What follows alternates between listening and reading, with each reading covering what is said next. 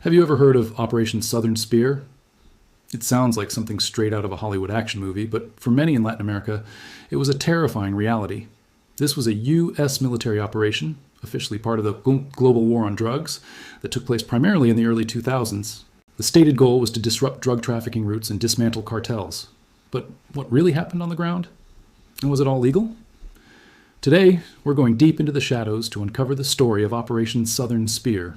The official story is that U.S. forces, working with local governments, were targeting major drug kingpins and their infrastructure. The logic seemed simple. Cut off the supply and you cripple the trade. This involved intelligence gathering, training local law enforcement, and sometimes direct military action. Think high-tech surveillance, special forces raids in the dead of night, and intense firefights in remote jungles. On paper, it was a bold strategy to combat a problem that affects us all. But reality is rarely that simple. The lines between military action, law enforcement, and politics became incredibly blurred. One of the biggest questions hanging over Operation Southern Spear is its legality. International law is pretty clear about military intervention in sovereign nations.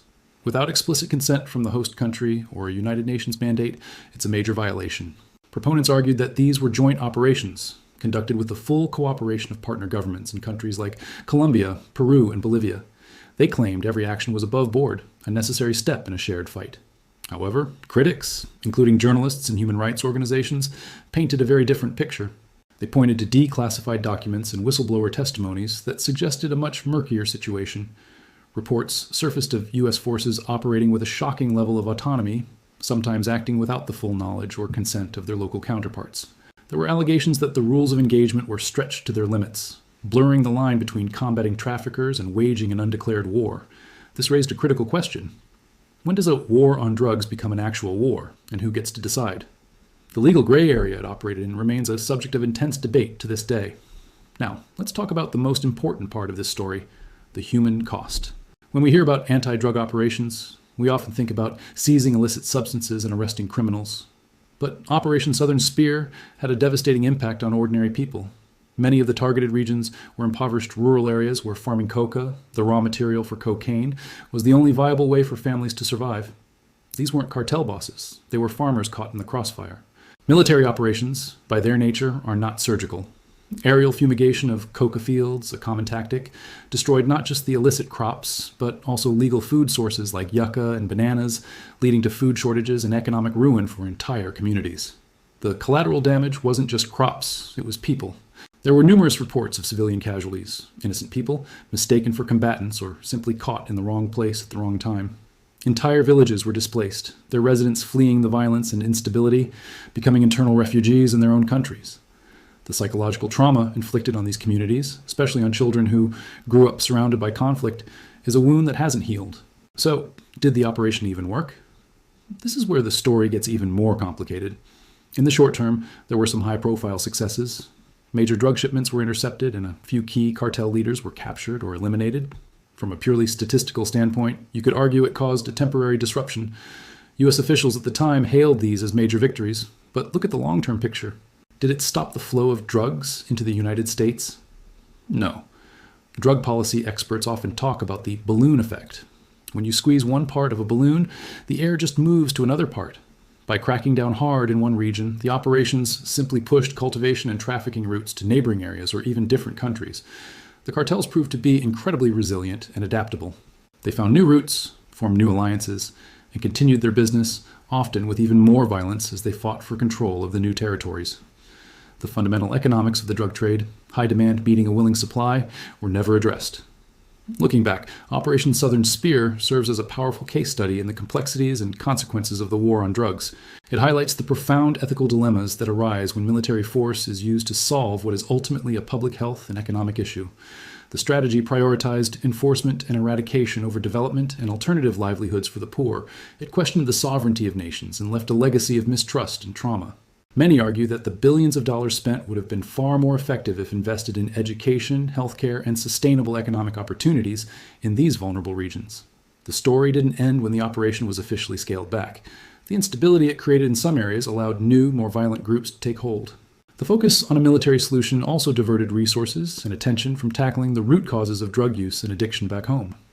It's a sobering reminder that there are no easy answers in the global fight against drugs. The legacy of Operation Southern Spear forces us to ask tough questions. Is a militarized approach truly the answer? What is our responsibility for the human cost of our policies abroad? And how can we create strategies that are not only effective, but also just and humane? These are questions we need to keep asking. The stories of the people affected by these policies deserve to be heard.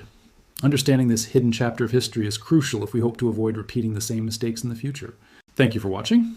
If you found this deep dive interesting, please consider liking the video and subscribing to the channel for more content that goes beyond the headlines.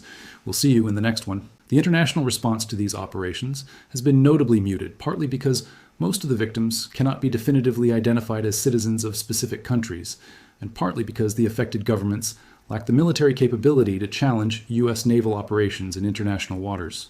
Colombia has raised concerns about U.S. military activities near its territorial waters, but has not formally protested the boat strikes. Venezuela, which has the strongest political reasons to object to these operations, currently lacks a functional government capable of pursuing diplomatic or legal challenges.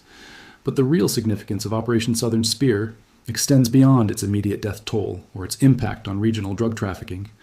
It represents the normalization of extrajudicial killing based on algorithmic threat assessment rather than judicial process. The Pentagon identifies suspicious maritime activity using signals intelligence, satellite surveillance, and behavioral pattern analysis. Computer systems flag vessels as probable drug trafficking operations based on factors like route patterns, speed variations, and radio communications. Military commanders then authorize lethal force based on these algorithmic assessments without any requirement for human verification of criminal activity.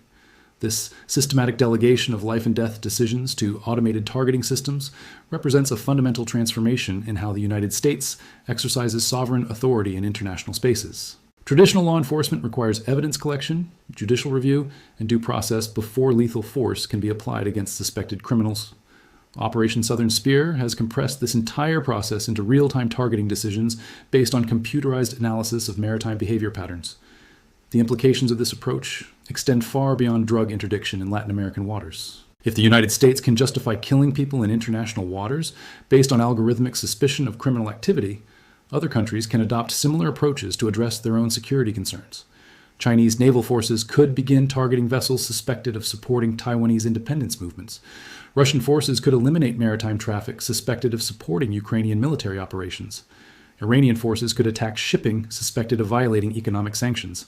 The precedent established by Operation Southern Spear essentially eliminates the distinction between military operations in wartime and law enforcement operations in peacetime.